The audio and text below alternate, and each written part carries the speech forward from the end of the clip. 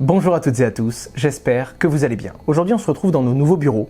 Je ne profiterai pas de cette vidéo pour vous faire un petit tour, on est encore en déménagement mais d'ici quelques mois vous allez avoir des nouveaux cadres et je vous ferai faire un petit tour quand tout sera terminé. Ce sera d'ailleurs sur cette chaîne ou sur une autre pas très loin sur YouTube mais vous en entendrez parler sur mes réseaux. Dans cette vidéo on se retrouve pour parler d'un sujet un peu plus macro. On va donc parler du marché des crypto-monnaies mais on va dézoomer un petit peu et on va regarder ce qui se passe sur un sujet très sensible aux États-Unis. Et vous allez voir qu'en fonction des décisions qui vont être prises par le régulateur américain, la Security Exchange Commission, dans les mois à venir, vous risquez de faire évoluer la composition de stablecoin de votre portefeuille et si vous êtes américain, vous risquez de voir certains services que vous utilisez tous les jours disparaître d'une minute à l'autre. C'est parti, on commence tout de suite.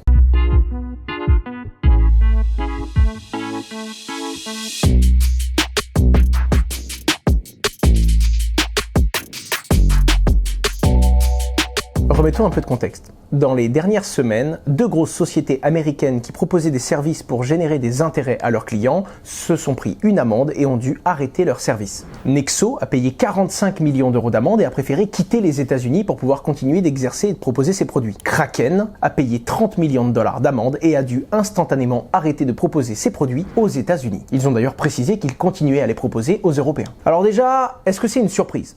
Pas vraiment. Le chairman de la Security Exchange Commission, Gary Gensler, avait expliqué s'intéresser très près à ces sujets et à ces différents produits de earning. De la même façon, le CEO de Coinbase, énorme entreprise dans les crypto-monnaies carrément cotée en bourse au Nasdaq, s'était exprimé sur Twitter et avait justement fait part de son inquiétude sur la façon dont allaient être interprétés légalement ces différents produits de earning qui permettent de générer des intérêts aux cryptos. Donc le fait qu'il y ait quelques claques qui tombent derrière, c'était pas vraiment une surprise. Mais finalement, pourquoi est-ce qu'on en arrive là et qu'est-ce qu'il faisait d'illégal pour payer une amende et pour devoir arrêter ce service?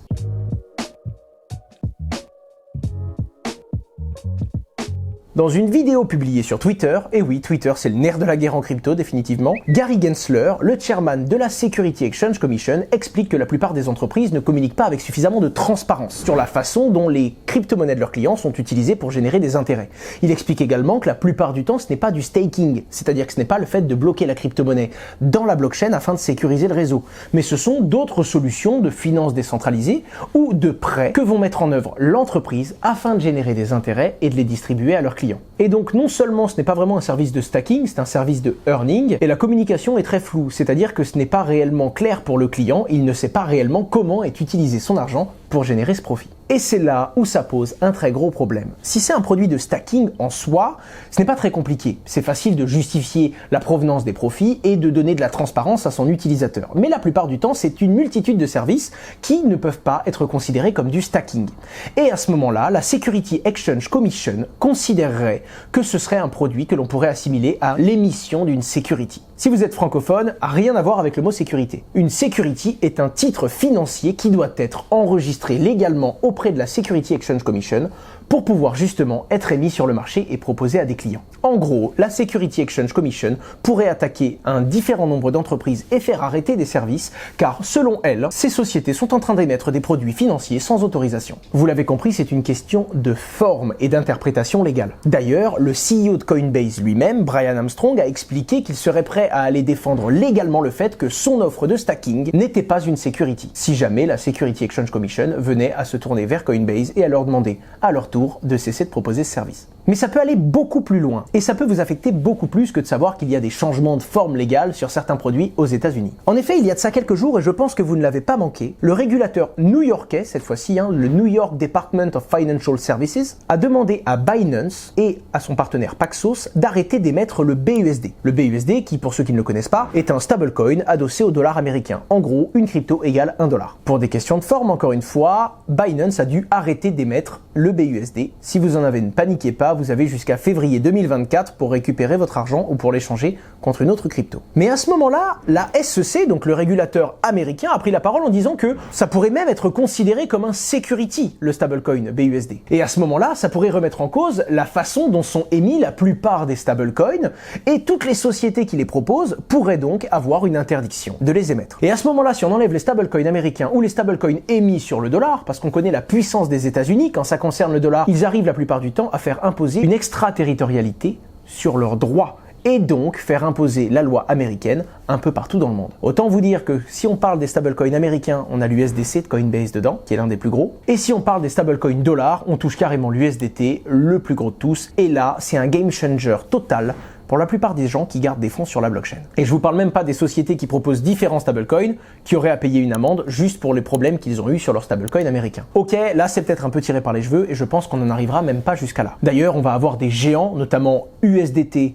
USDC et la plupart des autres gros stablecoins qui vont naturellement aller se défendre en justice pour expliquer que non, ce n'est pas une security. Binance eux-mêmes sont déjà en train d'explorer d'autres pistes pour faire des stablecoins totalement décentralisés ou pour faire des stablecoins qui ne sont pas basés sur le dollar pour qu'on ne puisse pas remettre en cause le fait que ce soit ou non une security. Il se pourrait même que le régulateur américain se rende compte lui-même qu'il va trop loin et qu'il essaye de faire rentrer dans les cases de la régulation de la finance traditionnelle des nouvelles formes de solutions financières que sont les crypto-monnaies.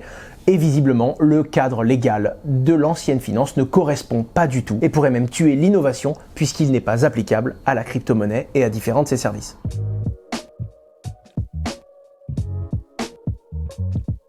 Alors finalement, est-ce que c'est une menace pour nous Français? Première ligne de lecture, non. Ça s'applique sur le sol américain et américain uniquement, que ce soit pour le stacking ou que ce soit pour les différents stablecoins. Si on pousse un peu la lecture, il faut savoir que les États-Unis fonctionnent bien différemment de la France dans leur interprétation du droit. Actuellement, aux États-Unis, il n'y a pas de cadre sur les crypto-monnaies. C'est pourquoi le régulateur se base sur la finance traditionnelle pour faire des comparaisons et pour mettre des sanctions ou non.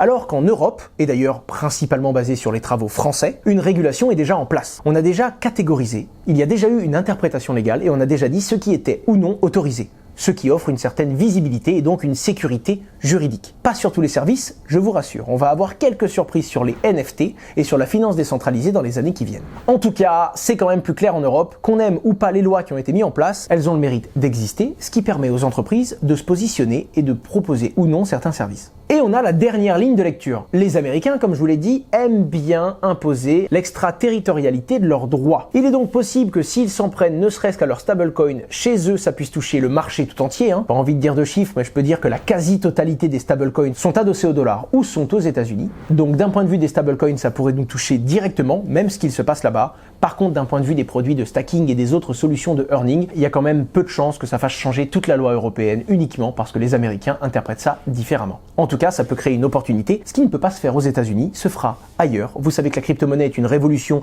qui ne dépend pas d'un territoire ou d'une zone géographique. Ce que l'on ne peut pas faire là-bas, on le fera en Europe. Et d'ailleurs, les Américains peuvent eux-mêmes déléguer directement dans la blockchain sans passer par une entreprise. Et à ce moment-là, ils peuvent très bien faire du stacking ou de la finance décentralisée sans demander l'autorisation à personne. Et ce sera donc probablement sur des serveurs informatiques et donc des validateurs européens que viendra travailler le cash américain.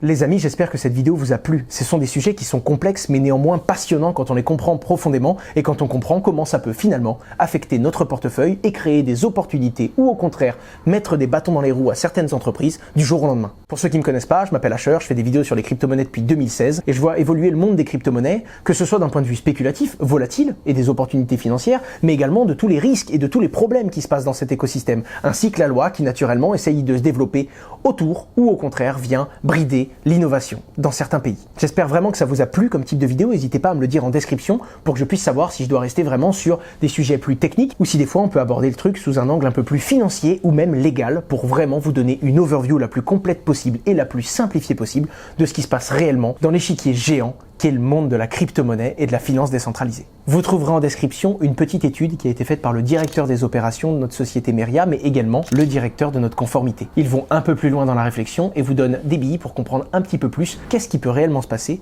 et qu'est-ce qu'il faut regarder pour suivre au plus près ces différentes évolutions légales. Un pouce bleu, un commentaire, un abonnement, que demander de plus? Au revoir.